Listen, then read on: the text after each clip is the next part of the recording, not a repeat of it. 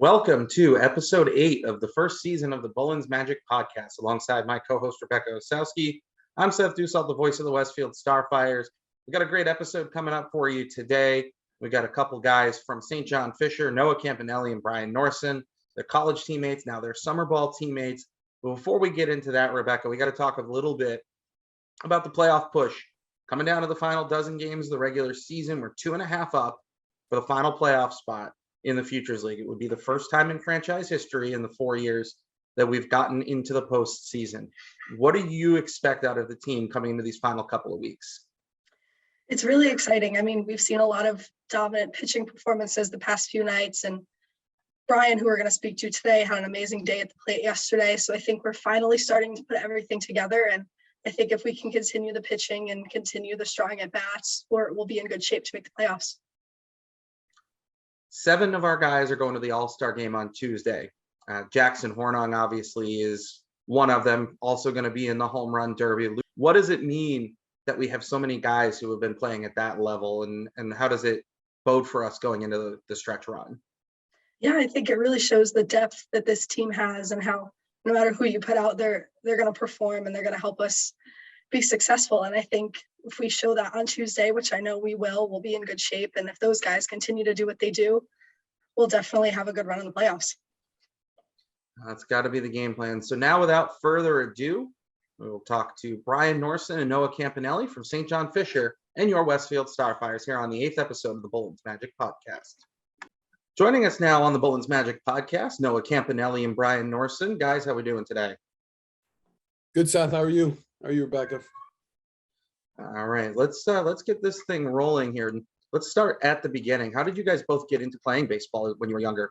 So for me, my older brother played baseball. He was about 10 years older than me. So I grew up watching him play, throughout elementary school and middle school. So he really got me into it. My dad got me into it.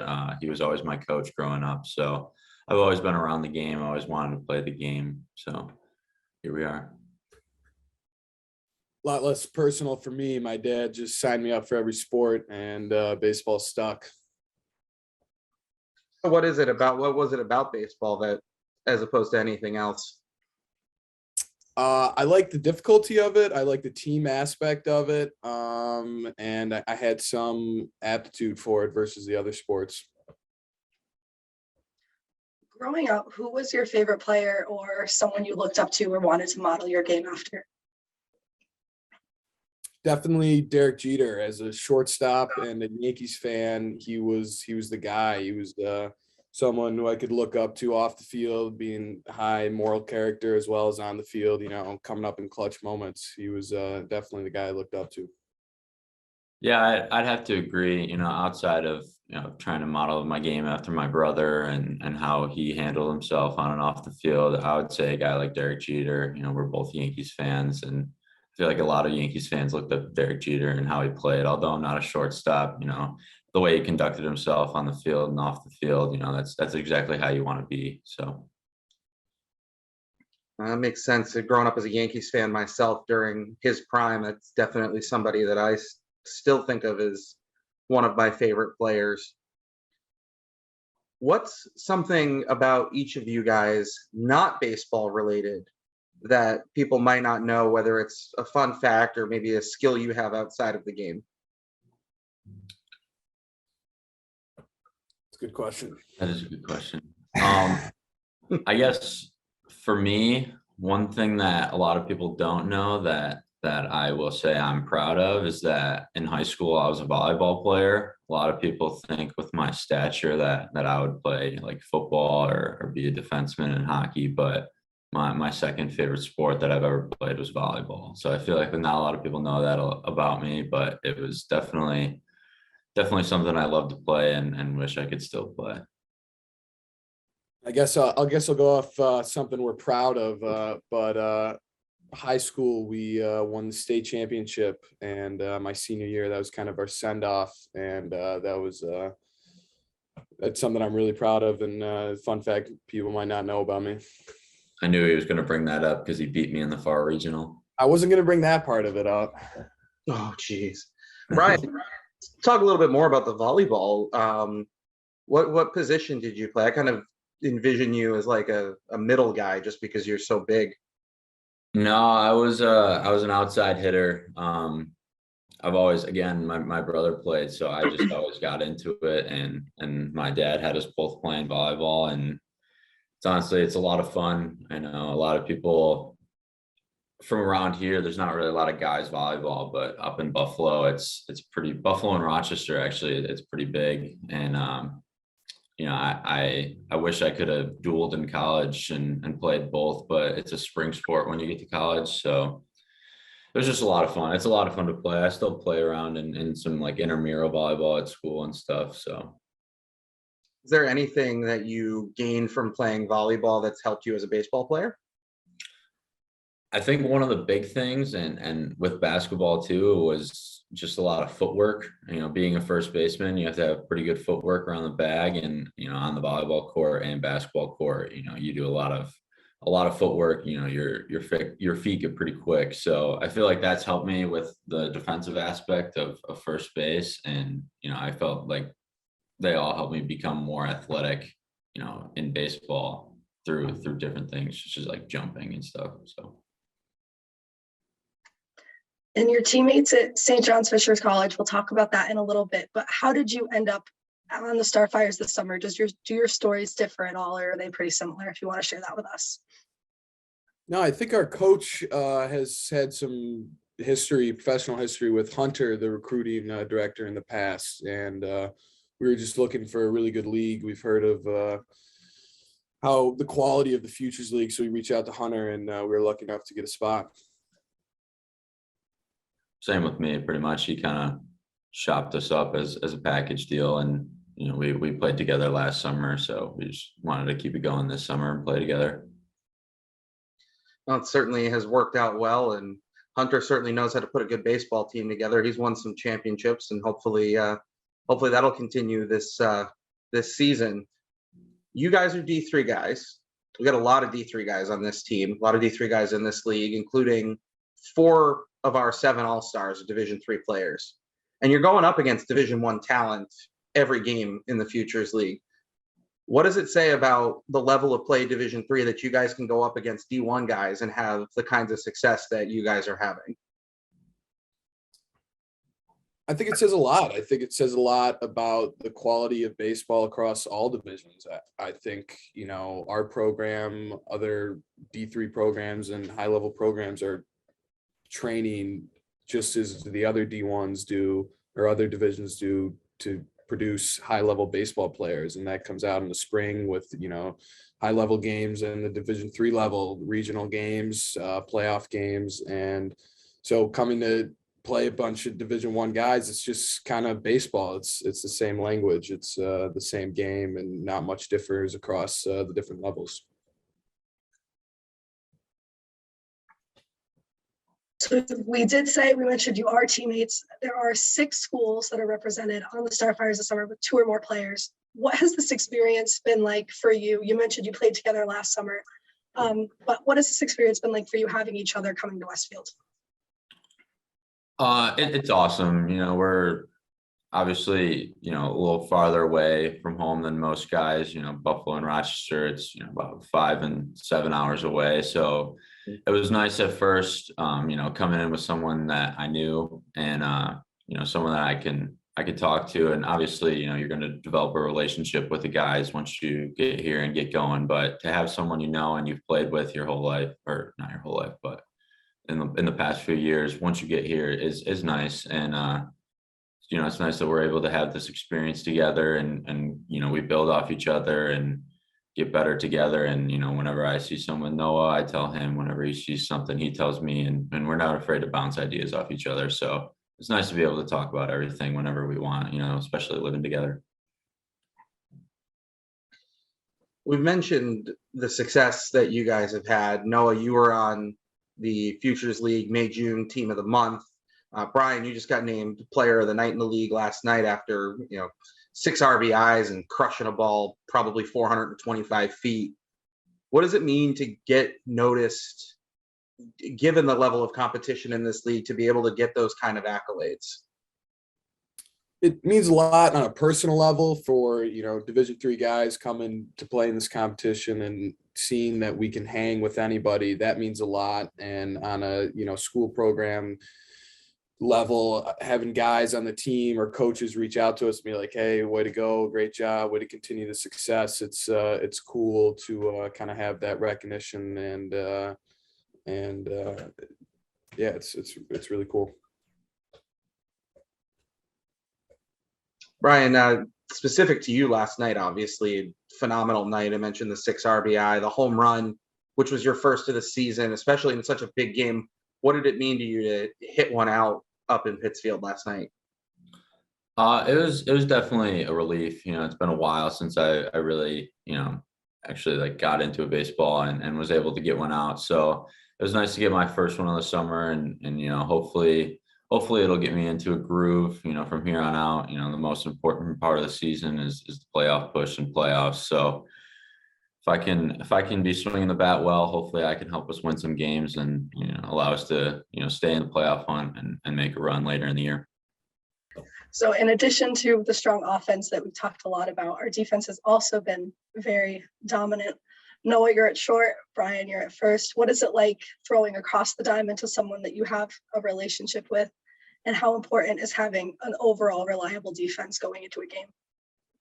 I love having a reliable first baseman, especially a big first baseman, bigger target. That's something I like too. But I know Brian. I know he can hang with the best of them at first base. So it's really nice coming into the season, having that level of faith and trust and some level of comfort on the baseball field there.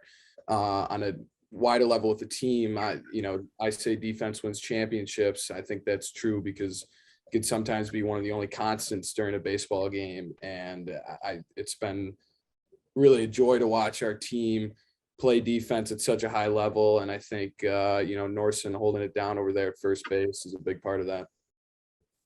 Yeah. And building off that, having a good relationship, with the shortstop of the team, obviously, Coach Dombrowski always says, the shortstop, he wants Noah controlling the field and placing people where they want. So, by me having trust in Noah, I know he's going to put everyone in the right spot. I know he's going to put me in the right spot. So, and I know a lot of guys have trust in him.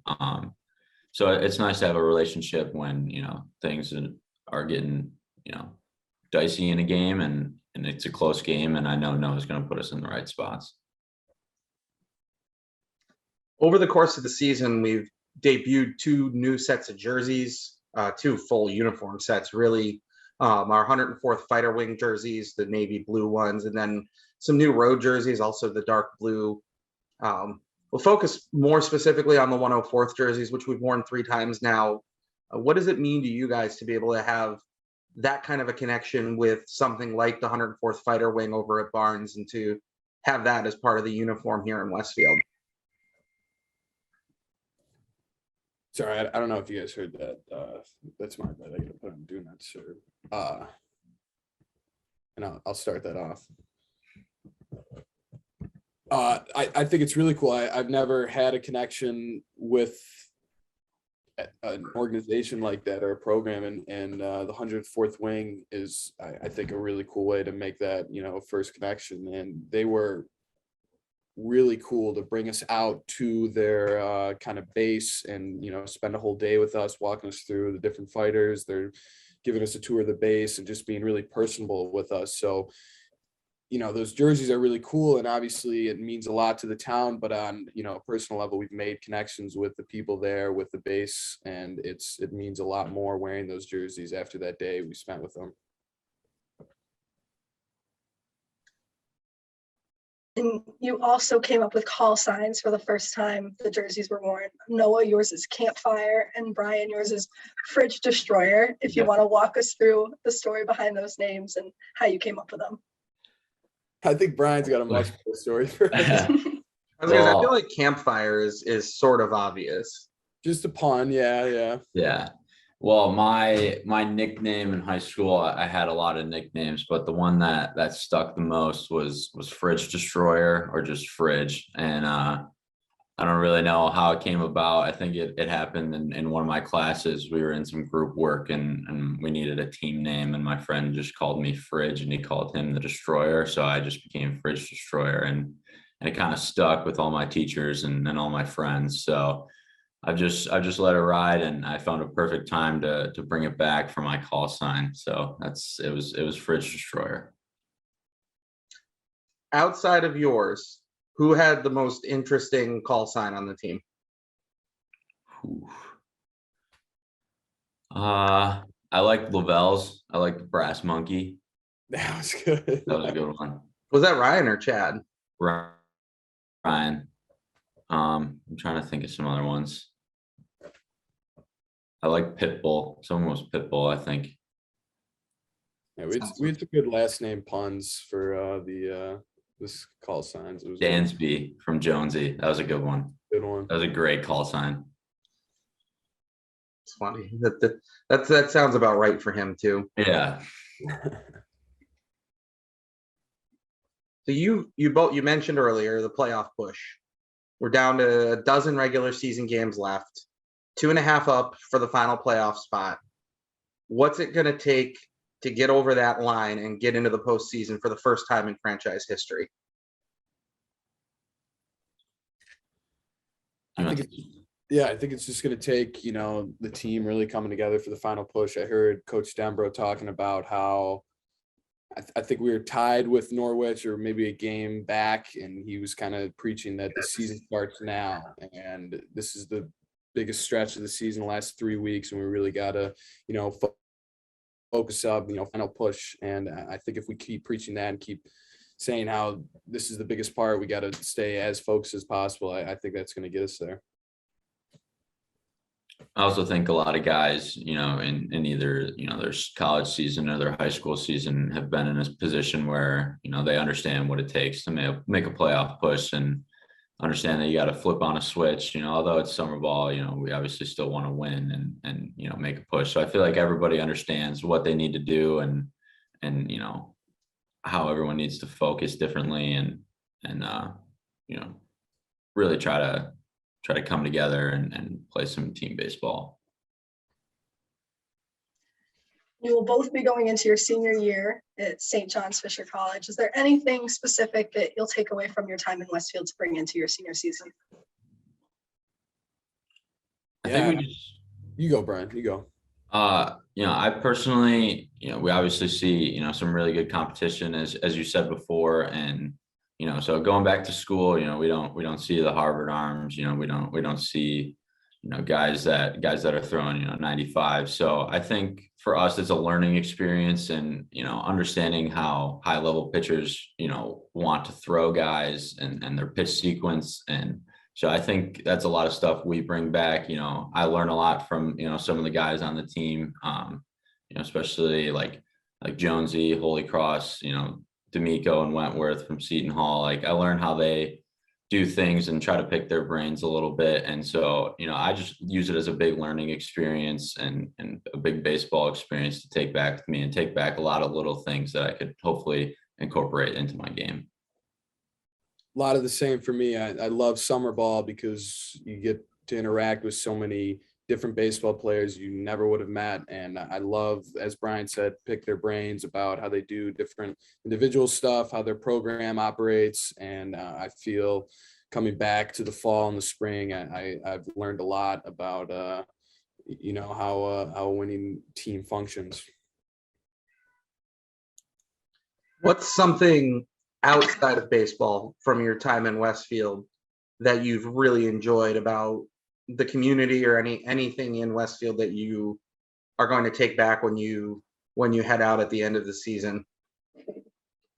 I think the most memorable moment for me was when we did the day at the base. That's something that I've never done before, and I learned a lot about the 104th Fighter Wing and everything that they do. So for me, I think that was one of the most special things. And outside of that, it's just the connections that you built and the relationships that you made on and off the field are some things that you're going to take away forever and always keep in touch with people from Westfield. So there's a lot, but there's been those big things off the field for me.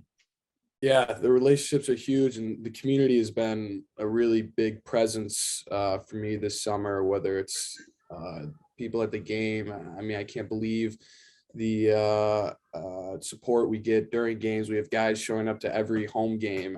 That's crazy to me. Out in the town, I've been stopped at restaurants, say like, thanks for playing this summer. We appreciate it. I see signs in the town of Westfield. That to me just gives me a lot of pride for this team, and will certainly help me remember this summer only fondly. That will do it for this edition of the BullensMagic Podcast. Noah, Brian, thanks for joining us here today. Absolutely. Thank you. Having us. As Noah Campanelli, Brian Norsen from St. John Fisher College, and from your Westfield Starfires. For my co-host, Rebecca Osowski, I'm Seth Dussault, the voice of the Westfield Starfires. Keep your eyes peeled. We're going to have more episodes of the BullensMagic Podcast as the season rolls on.